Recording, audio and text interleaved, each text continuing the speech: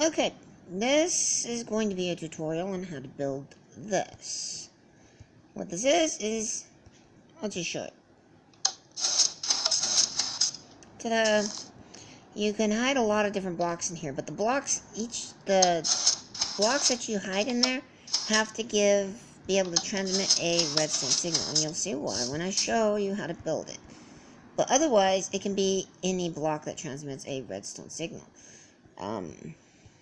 The first step you need, well, first you will need you'll have to just watch what you need as I build it. I can build it quite quickly in my head, but outside of my head, not so quickly. Pre-planning it. So here you want the sticky piston. That's the one that comes up, pulls the object down, pulls the block down, and drops it back. Then you need 2 regular pistons, and they have to be regular pistons on each side.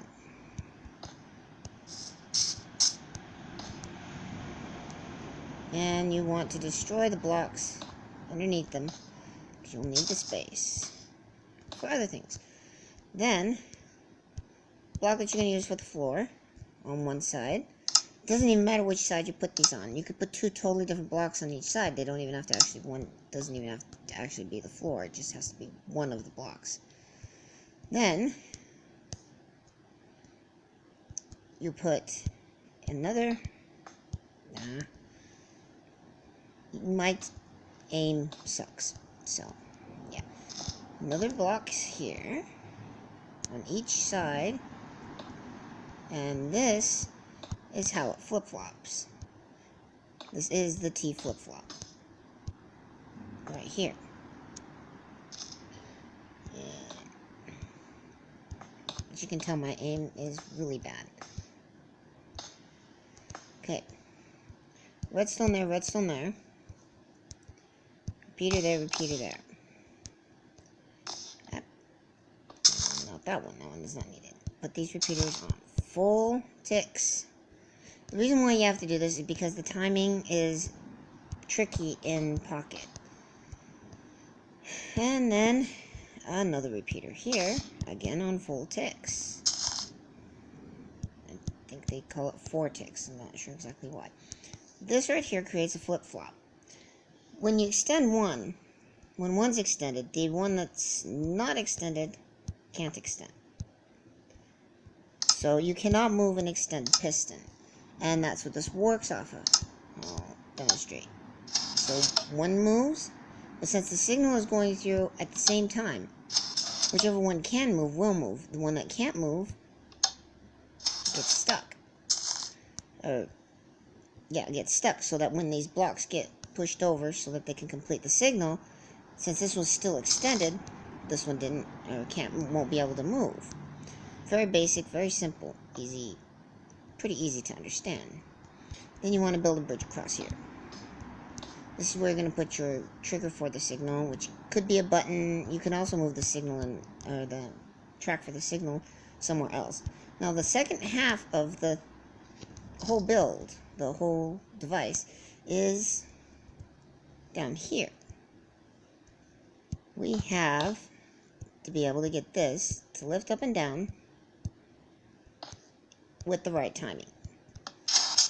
Now, it's easy to get it to go up and down right with the signal. That I've always found really easy to do, and it took me forever. I think it was a MumboJumbo video on one of his devices that actually gave me the idea to do it this way, and it works. So, put that there. Redstone on a block, then another block. And the reason for that other block is the same. Now, remember when I lined it up? Not there. There. 2 blocks there. These 2 blocks, technically 5 blocks, 4 blocks involved in this. Drop a repeater down there. 4 ticks. Drop a repeater right there. That doesn't need any ticks at all. And then you put this here, and that up there. Drawing this line across here. Now, the way this works is pretty ingenious, and you don't need that one there. Go away. Okay. It's pretty ingenious, and it wasn't until I saw MumboJumbo's videos that I figured this out. What this does is makes the signal, the on signal, stays longer. And since this is inverted over here with this torch, it gets dropped down longer, allowing time for these to move across before it pops back up again. And connect that in, and there's your complete, that's actually it. That right there is everything that you will need. You could put, I got an extra one here, so I'm just gonna break that. You don't need that. But that's the whole thing. After that, you can fill in pretty much your floor, or whatever. You can even figure out how to put this design sideways or whatnot. Just fill it in, and then put your trigger right there. And just connect it with whatever. Step on it. And of course, it doesn't pop up until after you let go of it. You'll have to excuse the sound of the pistons from my other objects, my automated farms. Worked on a couple of different designs there, try to find the most efficient. And that's it. It's very simple. It actually works. I don't know if it'll work on all devices because the delays on Redstone appear to be device dependent. So not everybody's Redstone is going to work exactly the same. Although what the neat thing about this one is that you can change the delays just by changing the ticks on these. If you need to adjust them, I'll show you what happens if you make that tick too short. And jump and miss it.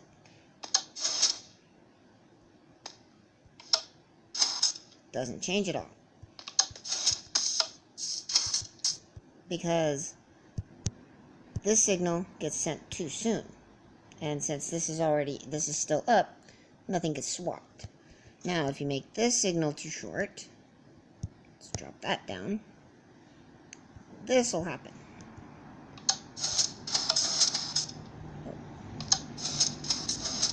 Well, with the repeater there, it makes it short enough no matter what. So you can put that pretty much just customized based on your devices. If that signal is too short, then nothing will move because that will extend right back up before it even gets a chance to swap. So it'll have the same exact effect. Sometimes some of my signals are really short, sometimes they're really long. And I can't really tell exactly why that changes, but that's a pretty easy one.